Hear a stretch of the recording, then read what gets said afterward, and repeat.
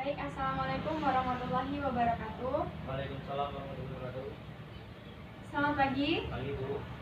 Perkenalkan, nama Ibu Kintan Amalia Putri Aji. Hari ini Ibu akan memberikan layanan bimbingan klasikal tentang perilaku jujur tidak mencontek ketika belajar. Nah, sebelum mulai materi hari ini, untuk ketua kelas bisa dipimpin doa. Untuk mengawali belajar pada negara kita ya mulai.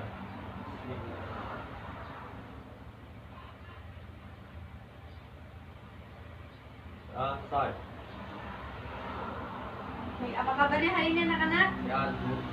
Alhamdulillah, semoga kita selalu dalam lindungan Allah Subhanahu wa Ta'ala. Hari ini masuk semua? Baik, jika masuk semua, Ibu akan menjelaskan apa tujuan Ibu memberikan layanan ini. Karena tujuan Ibu itu untuk menjelaskan kepada kalian bahwa perilaku mencontek itu yang seperti apa, dan menjelaskan bahwa faktor-faktor dari kebiasaan mencontek itu seperti apa, dan dampaknya ketika anak dalam kebiasaan mencontek itu dampaknya itu seperti apa. Lalu yang keempat, cara-cara menghilangkan atau cara menghindari kebiasaan mencontek tersebut. Nah, lalu pentingnya mempelajari materi hari ini supaya kalian terhindar dari perilaku mencontek, perilaku yang tidak benar, untuk supaya kalian tidak terbiasa untuk kedepannya. Nah, lalu selanjutnya, apakah kalian sudah siap mengikuti materi hari ini? Siap. Baik, jika sudah siap, kita mulai. Yang pertama, yaitu ada pengertian mencontek. Mencontek merupakan sebuah strategi yang digunakan siswa untuk memperoleh prestasi yang tinggi dengan cara yang tidak adil. Maksudnya dengan cara yang tidak adil itu menggunakan cara yang tidak benar. Ketika siswa mencontek, itu pasti mereka akan menyiapkan sebuah kertas kecil yang mungkin ketika besok ada ulang matematika, pasti di dalam kertas tersebut berisikan rumus-rumus. Nah, seperti rumus Pitagoras dan lain-lain. Lalu yang selanjutnya, ada faktor penyebab kebiasaan mencontek. Faktornya itu yang pertama dari dalam diri sendiri. Seperti faktornya itu seperti kita ketika seorang siswa merasa dirinya malas belajar, dan dia hanya beranggapan bahwa kenapa saya belajar kalau saya bisa mencontek teman saya ketika ulangan. Lalu yang kedua, faktor dari guru. Kenapa dikatakan faktor dari guru? Karena guru dalam metode pembelajaran tidak menciptakan suasana yang menyenangkan, sehingga membuat siswa merasa malas belajar, merasa menganggap ngapain saya belajar ini, pelajaran ini sangat mudah, pasti seperti itu. Nah, ketika anak mempunyai anggapan seperti itu, ketika ulangan mereka hanya bisa mencontek, tidak mempelajari pelajaran tersebut. Lalu yang ketiga, faktor dari orang tua. Kenapa bisa dikatakan faktor dari orang tua? Bahwa kebanyakan orang tua menuntut anaknya, "Nak, kamu harus mendapatkan nilai yang baik, mendapatkan prestasi yang tinggi." Pasti seperti itu kan? Ya.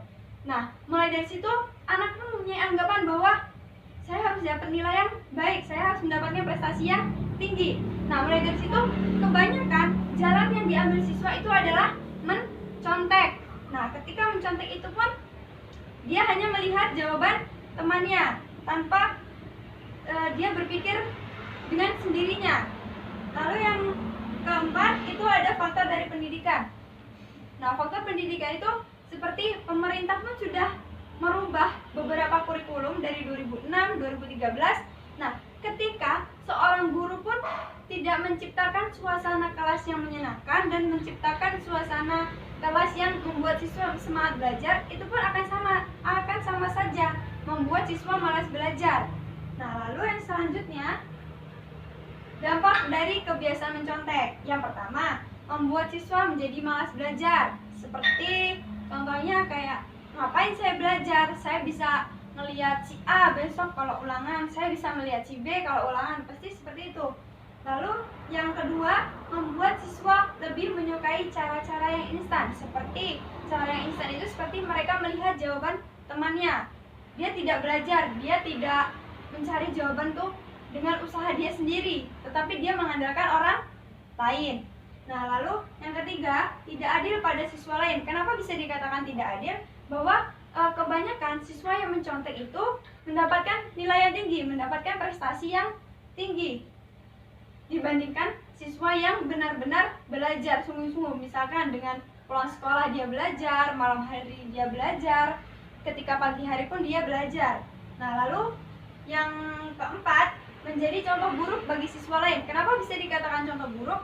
Karena ketika si A ini mencontek si B, si C kan otomatis melihat si A. Nah, ketika si C melihat si A itu, si C ini merasa iri, merasa pengen ikut-ikutan mencontek si D. Akhirnya ketika si C melihat si A, si C pun ikut-ikutan mencontek jawaban si D. Nah, lalu yang keempat itu mudah menyerah jika mendapatkan kesulitan. Kenapa bisa dikatakan seperti itu? Karena ketika siswa yang kebiasaan mencontek disuruh maju ke depan untuk mengerjakan soal di papan tulis, itu akan merasa kesulitan. Padahal soal itu pun mudah. Kenapa bisa dikatakan dia kesulitan? Karena dia selalu mengandalkan orang lain. Lalu yang selanjutnya, cara mengatasi kebiasaan mencontek. Nah, yang pertama, menjelaskan dampak buruk dari mencontek. Kamu harus, ketika kamu melihat teman kalian mencontek, kamu harus menjelaskan bahwa mencontek itu perilaku yang tidak benar, perilaku yang harus kamu hindari supaya kamu tidak terbiasa dalam mengandalkan orang lain. Nah, lalu yang kedua, memuji hasil terbaik siswa. Ketika kamu mempunyai teman yang mendapatkan nilai yang rendah, nilai yang kecil, prestasi yang rendah, itu kalian harus memberinya semangat, harus menghargai hasilnya. Walaupun nilai dia kecil, kamu mendapatkannya dari kerja kamu sendiri tanpa melihat jawaban orang lain. Nah, lalu yang ketiga yaitu menanamkan nilai kejujuran dalam diri siswa. Nah, maksudnya itu kayak kamu menjelaskan sama teman kamu, menjelasin bahwa kamu tuh harus belajar berperilaku jujur dari sekarang supaya kedepannya tuh terbiasa dalam berperilaku jujur, tidak berbohong, tidak melakukan hal yang tidak benar. Lalu yang keempat, berikan siswa banyak latihan menjawab soal, atau kalian harus terbiasa dalam melatih latihan dalam mengerjakan soal supaya ketika ada ulangan mendadak, ada ujian mendadak, itu kalian sudah siap bahwa kalian pun sudah terbiasa dalam melakukan latihan soal tersebut.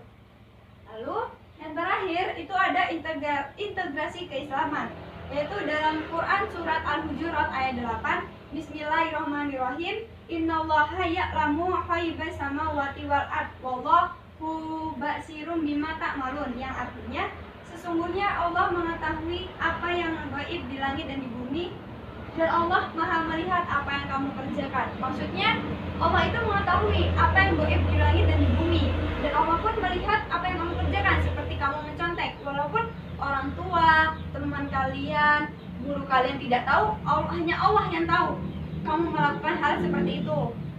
Nah, sampai sini sudah paham semuanya? Paham. Baik, jika ada yang tidak paham bisa ditanyakan. Baik, Ibu punya soal, kalian harus kerjakan dalam waktu 5 menit. Harus dikumpul, oke?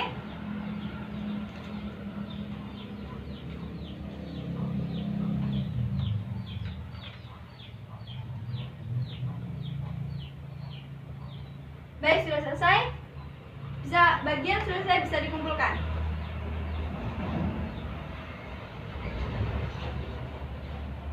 Nah, setelah Ibu koreksi, hasilnya pun ada yang tepat, ada yang kurang tepat jawabannya. Nah, untuk jawaban yang sudah tepat bisa dibacakan ke depan supaya teman-temannya tahu bahwa inilah jawaban yang benar. Untuk Gata, untuk dijelaskan ke depan jawabannya.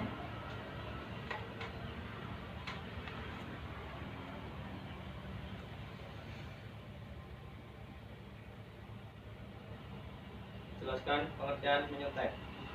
Mencontek adalah strategi yang digunakan siswa untuk meraih prestasi yang tinggi dengan cara yang tidak adil.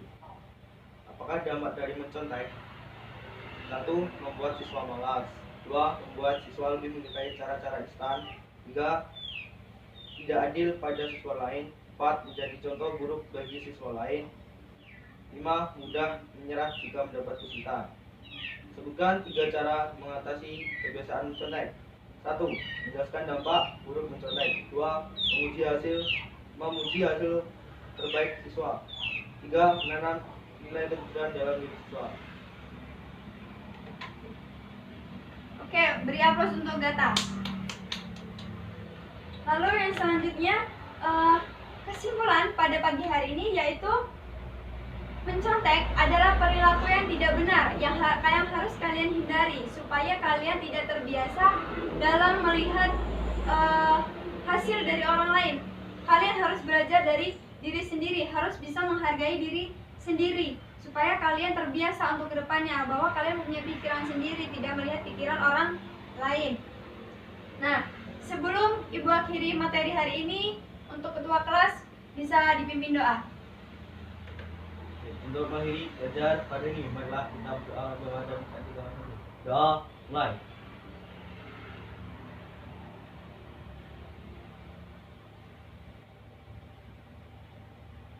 Doa selesai. Baik, terima kasih atas perhatiannya telah mengikuti materi pagi hari ini. Ibu minta maaf jika ada salah kata, ada salah dalam menjelaskan materi atau yang lainnya. Baik, Ibu akhiri. Wassalamualaikum warahmatullahi wabarakatuh. Waalaikumsalam.